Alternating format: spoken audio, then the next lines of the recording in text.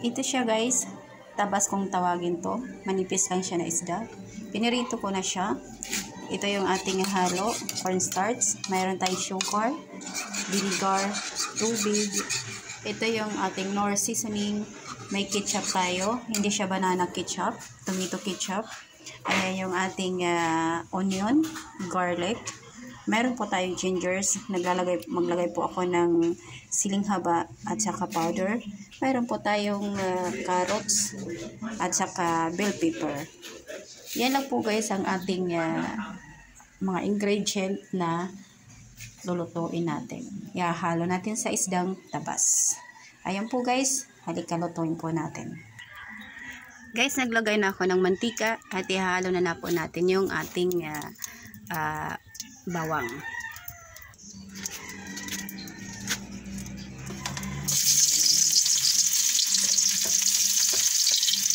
Saglit lang ito guys ng ating pagluto.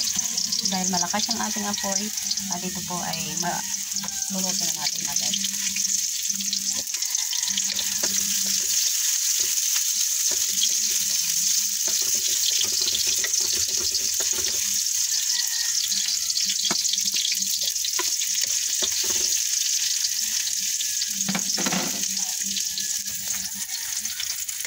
Ayan po siya guys.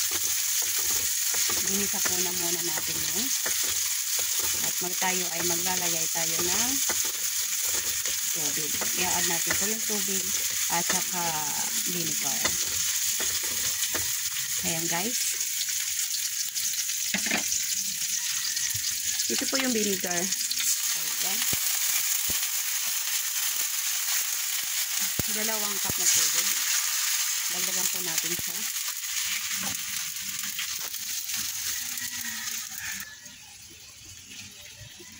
Ayan ang pangalawa nating tubig. Ngayon guys, antayin natin na kumulo siya. Ngayon guys, kulo na siya. Ihahalo na natin yung ating tomato. Ito lang guys ha.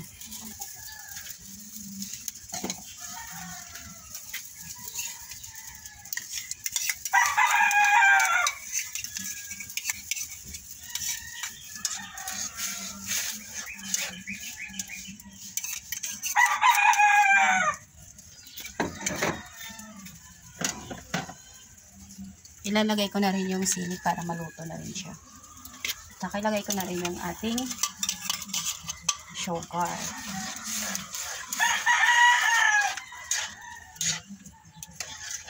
Maganda yung lagay ko na yung sili para medyo maanghang na siya.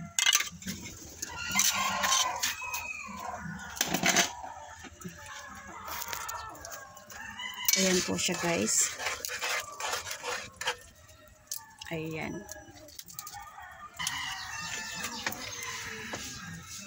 Ayan guys, kulo na siya. Ihalo na natin yung ating carrots. Ayan. Hiniwa ko lang yan siyang maliit. Ayan na guys.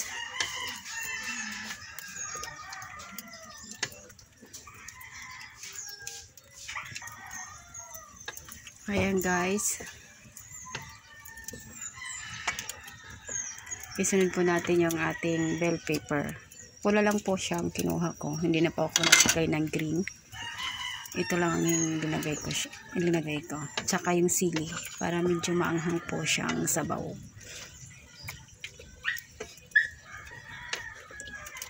Antayin na lang po natin siya ay maluto.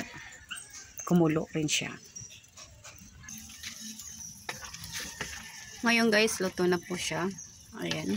Medyo okay siguro pag medyo half cook lang po yung ating yung ating carrots at saka bell pepper. Kasi masarap din siya pag medyo half cook siya.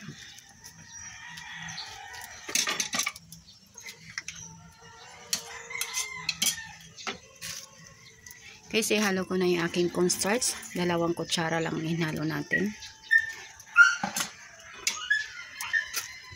Ayan guys. Ayan.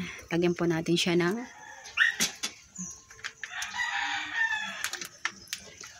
Knorr seasoning. Nasa mga 2 kutsara lang siya guys. Ihalo niyo.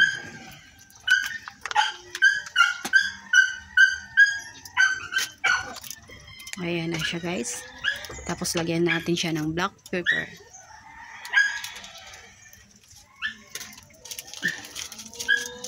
Ano lang siya. Hindi siya as in na powder na ang hinalo ko dito guys. Tapos lagyan natin ng kunting asin. Kasi medyo matabang siya. Ayan guys, palalaputin muna natin siya. Ayan. Lalasahan muna natin of course guys bago natin ihalo.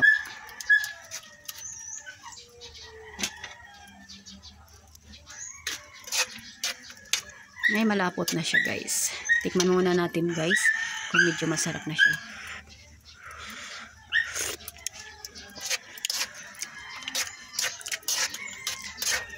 Nasa inyo na rin guys kung medyo matamis-tamis yung paglalagay ng ating sweet and sour ng asukal. Ayan. Antayin muna natin guys na kumulo siya. Ito na guys, malapot na po siya. Ayan. Ayan. At ihahalo na po natin ang ating isda. Ayan guys, ano ko na lang siya, patong-patong ko na lang siya kasi maliit lang yung aking kawali. At saka mas maganda po siya guys, medyo papakukuluan mo siya sa kawali para ma-absorb mismo yung lasa niya sa isda. Ayan guys. Mamaya-maya ko siya tatanggalin. Yan, kailangan po muna siya guys ay sumipsip ang ating sabaw sa isda. Ang isda pala baliktad. Ang isda sumipsip sa sabaw.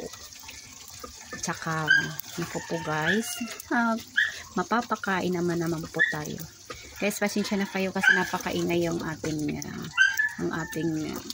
background kasi yung ating kapitbahay na aso, napakaingay. Ayan guys, santayin ko muna siya. Mga ilang minuto lang siya guys ay ating na siyang tatanggalin. Ayan na guys, lutong-luto na siya. Kumukulong-kulo na talaga. Ayan. Ang ating sweet and sour na tabas. Ayan po. Lumalapot na po siya guys. Ayan. Lalagay po natin po muna sa ating lagayan.